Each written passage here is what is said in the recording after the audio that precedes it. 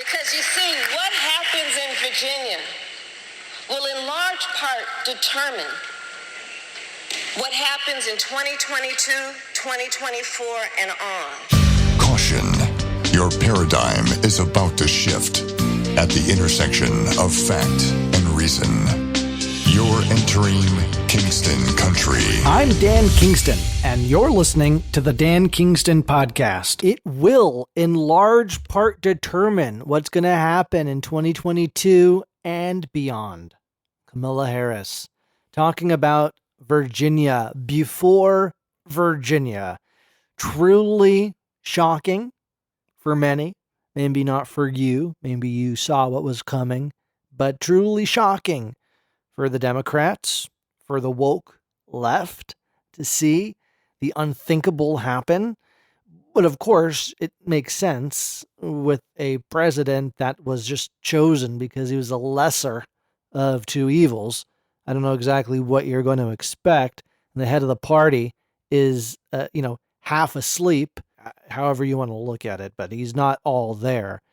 And I think even a majority of Americans would see that.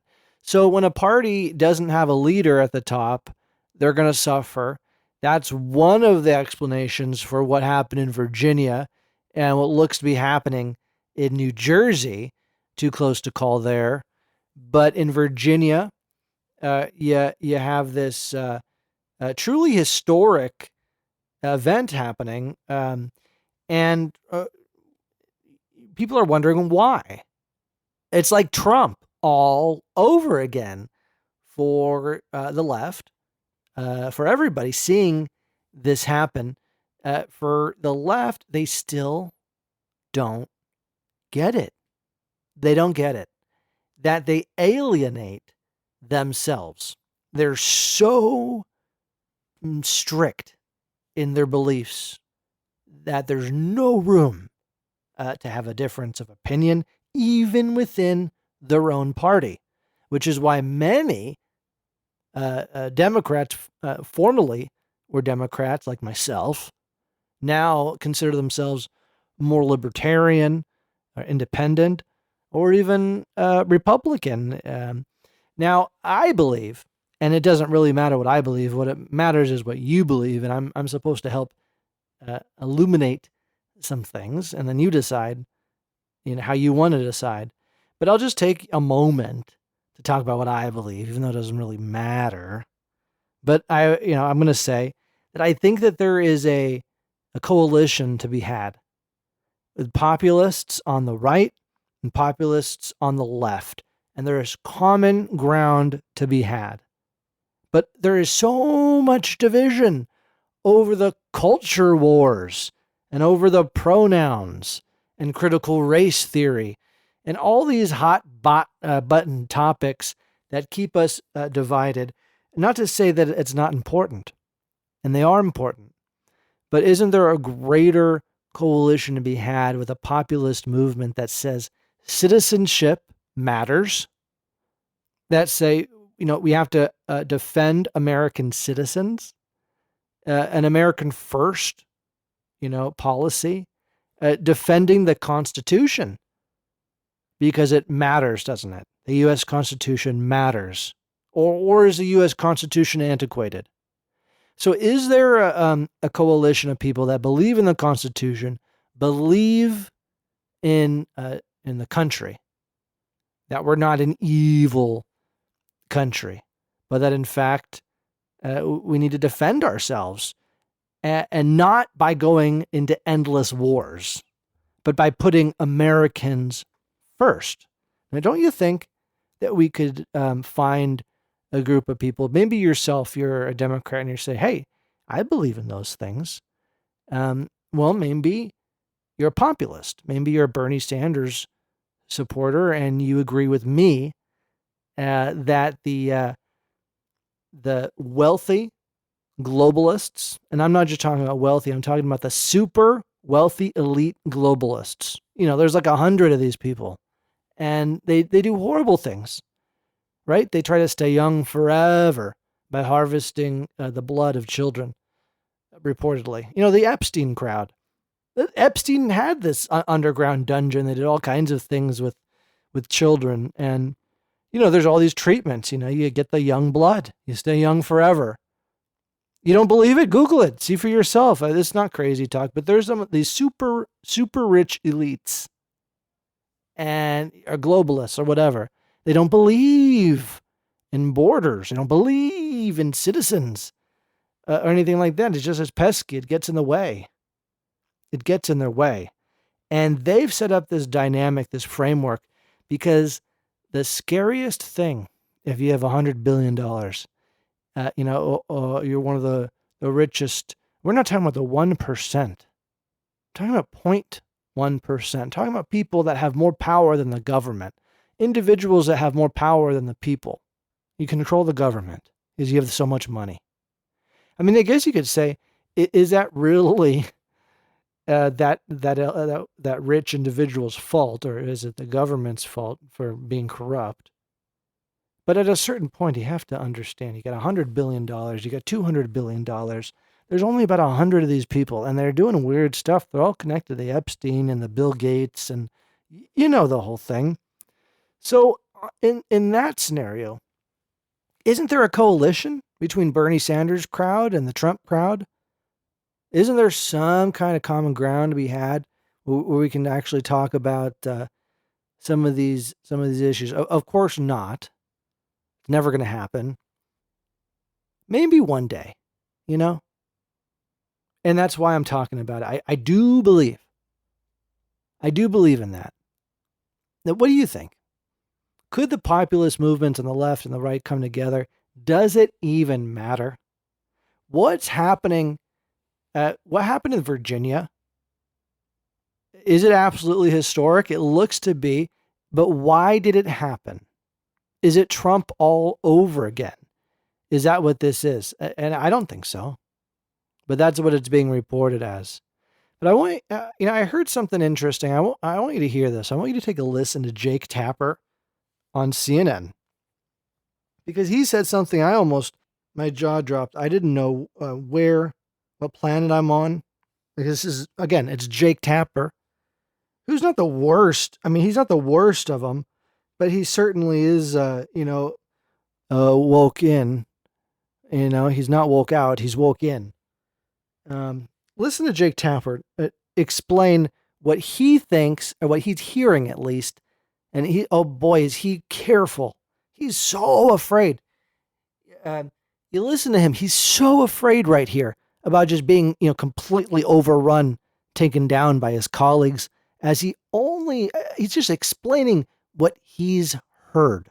Listen to Jake Tapper on CNN. One of the things I'm hearing is that their voters, and don't shoot the messenger, I'm passing on what I'm hearing from somebody talking about what their voters feel looked down upon. And I'm not talking about Republican voters feeling that they're being looked down upon. I'm talking about moderate to conservative Democrats feeling that they're looked down upon by pundits, by progressives, by other people who say that who if they express a feeling that maybe the schools should open even if the teachers don't want them to. Maybe teachers should listen to parents more often when it comes to what they're hearing. This is from a Virginian. Maybe Joe Manchin has a point when he says $1.5 trillion or $1.7 trillion is a lot of money. Let's take our time with it. Let's not rush it. They think that makes sense. It makes sense, but there's no room for sense. There's no room for logic if it defies the narrative. And what's the narrative? Well, the narrative is preset. It's preset by the people at the top. I mean, and we're talking about dark forces here, a combination of deep state, government forces, news stations that have spies that work for foreign agents. This is just a propaganda game. Where are you right now as you listen to this podcast? As you're listening to my voice, where are you? On the road, driving, going to sleep, waking up, doing the dishes, doing chores, working out, in the gym, wherever you are, whatever you're doing right now, what do you think? What do you think about having a discussion, open ideas, listening to viewpoints maybe you don't agree with? Because by listening right now, that's exactly what you're doing. You made it this far in the show to a point where you've been able to listen to viewpoints that maybe you don't necessarily agree with, or maybe you completely reject. But something about it intrigues you, doesn't it? Something about it keeps you listening. And the majority of Americans are like that. And they want to hear the other side. They want to think about different ideas. And for the longest time, the biggest champion of this, supposedly were supposed to be liberals, the far left, supposed to be. How is it that there's an unwillingness on the left to acknowledge how differing viewpoints are a form of diversity? Because the left, they love diversity, but except when it comes to the diversity of thought. There's no acceptance towards the diversity of thought, even nuance. I heard Joe Rogan, he just made this point so eloquently, and that's why I have to mention it, because there's not even room for nuance. And here I am talking about a coalition between the populists on the left and the right. We can't even agree on nuances within our own parties. I think the left has a bigger problem with this than the right. But you see how even the right wing tried to snuff out Trump. They couldn't do it because it's a republic. People have a voice here, and so they couldn't snuff him out. But on the left wing, the Democrats have been more successful, I think, in towing the line with an official narrative.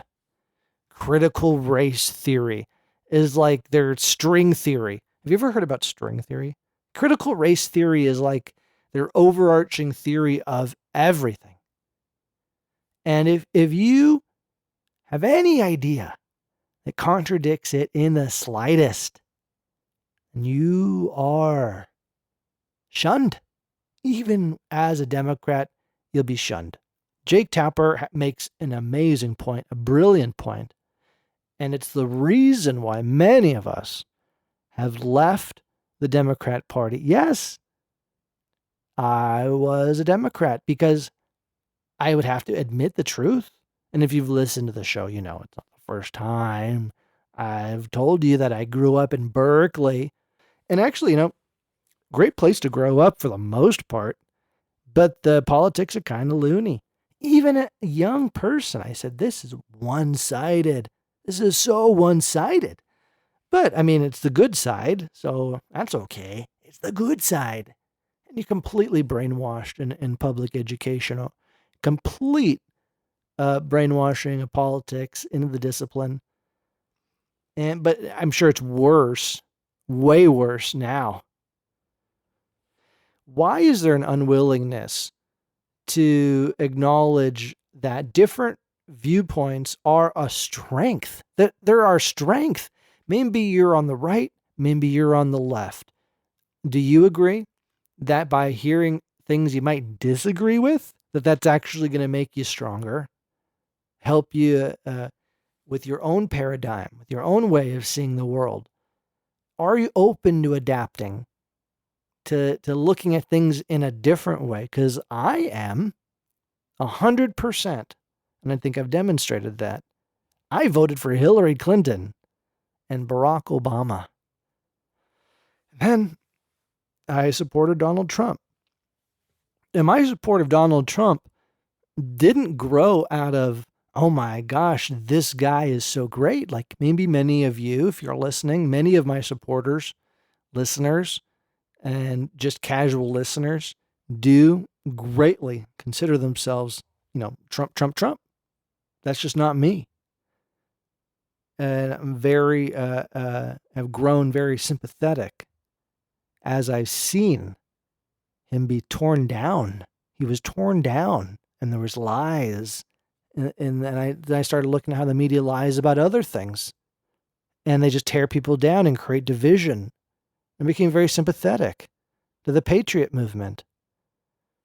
You look at how they just lie about people, like Joe Rogan and the ivermectin, saying that CNN saying he took horse tranquilizers when it's a pill that ivermectin. It's won all these awards. It's like been used for so long.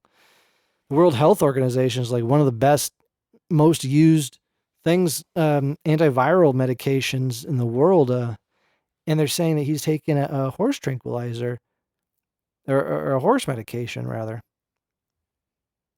So, I have my cat, Miko. He's on my bed. He likes the sound of my voice. He's falling asleep. I told him, I said, you can come in the room while I record the podcast, but you're going to have to lie down.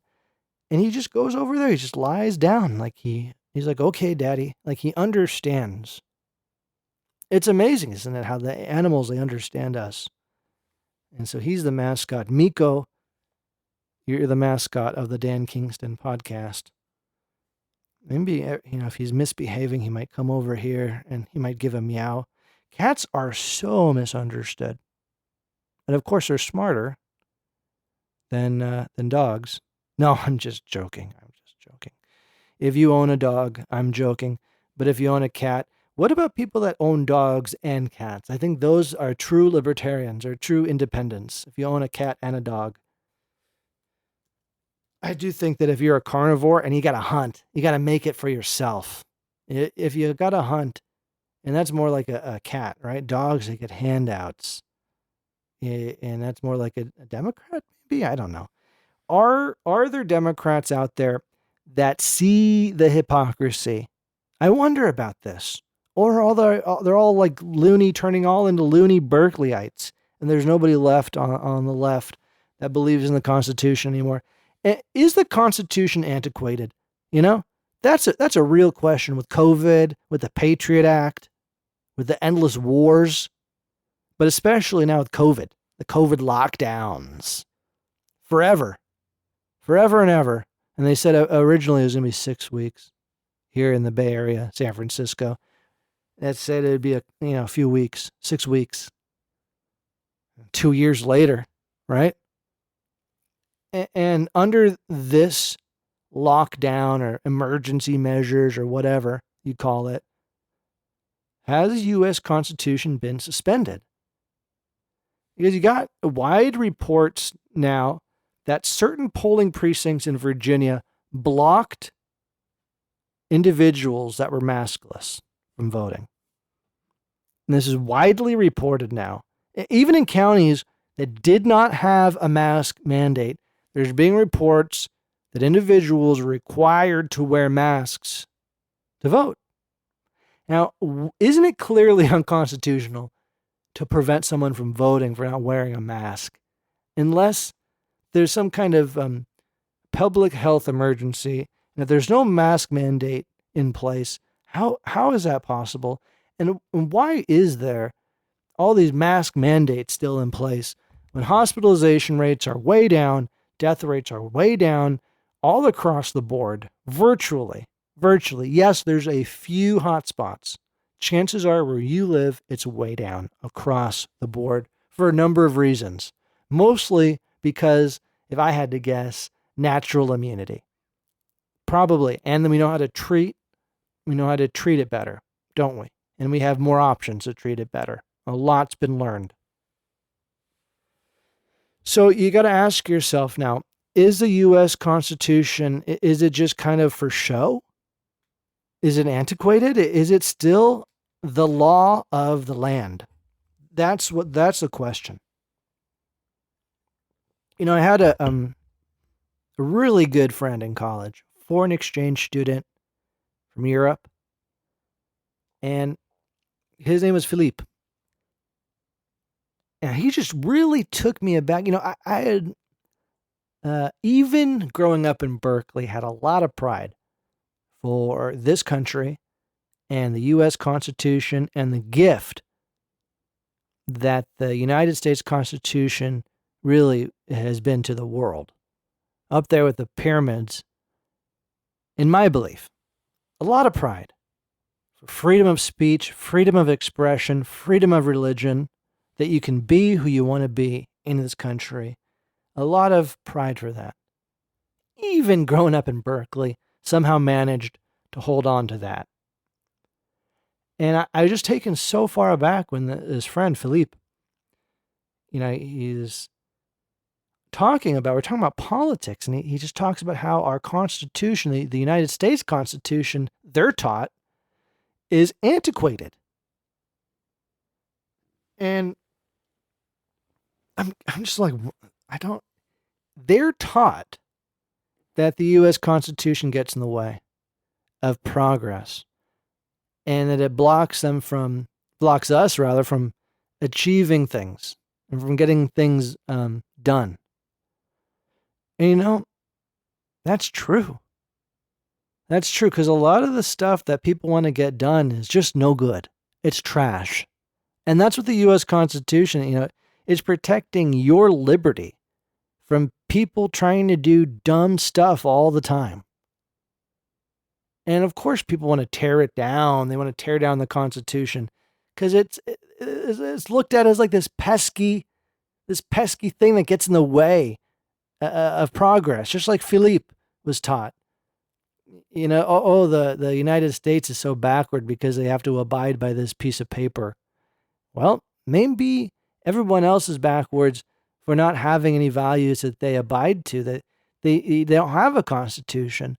Have you ever met somebody and you just know, man, they got a backbone. They have a spine. They have their value system is so rock solid that you know exactly what they stand for. I'm not talking about politics. I'm not talking about what you stand for politically. I'm not talking about that, I'm a Democrat. I'm a Republican. I'm talking about that you have a deep constitution that goes deeper than that. Like everybody's created equal, right? Or like I believe in treating people with kindness. I believe in working hard. Those are personal constitutions you see in people. Work ethic. People that are committed to education. They're committed to their family. Or they're committed to the causes they believe in, yes. And but not to, if your constitution could be anything, and it could be bad. It could be badly written. And then you notice people that have badly written constitutions. Don't you notice that? And they have a constitution that says, maybe I just put myself first. And that's their constitution. You notice that about them, don't you? We notice this about people. We see this. And of course, it's great that you have a good framework. But up until recently, everybody agreed that the United States Constitution was great, that it was like a world wonder, truly is. Until recently. Now, there's a big push to throw it away, to completely throw it away. Because like Philippe said, it's antiquated, it's getting in the way of progress. And by the way, it was written by old, white, slave-owning men. So you have to throw the whole thing out. And you have to rewrite history. You have to cover up history. You can't make progress and you can't learn. And you can't look at the beauty that came out of compromise.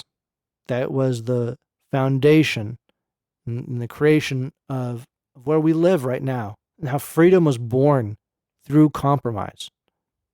Saying, you know what? I see things different than you. You see things different than me. But guess what? We can agree to create a framework where we can live together as one American family and learn from each other. And that the diversity of ideas makes us stronger, doesn't it?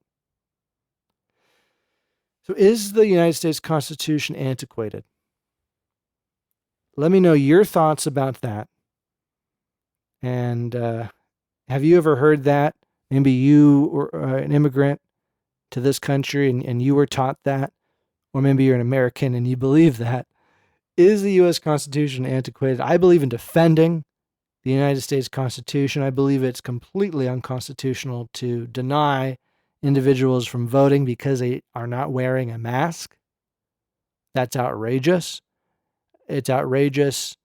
The vaccine mandates, the giant power grabs that COVID-19, using COVID-19 as an excuse, really, to grab power and to soften, to dampen, to deride, to derail, to make irrelevant the United States Constitution by all means necessary. I think this is happening on the left and the right by politicians who see it as a pesky document that they just have to officially recognize, but really gets in the way.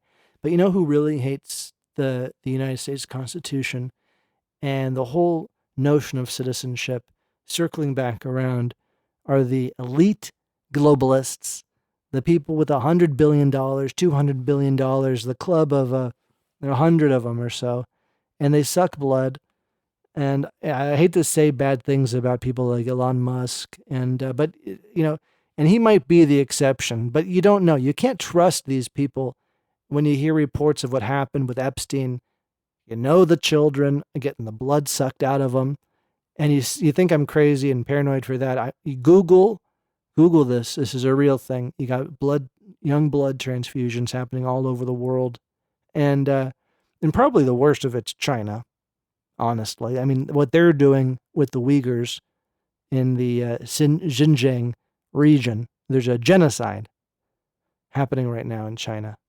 A genocide right now.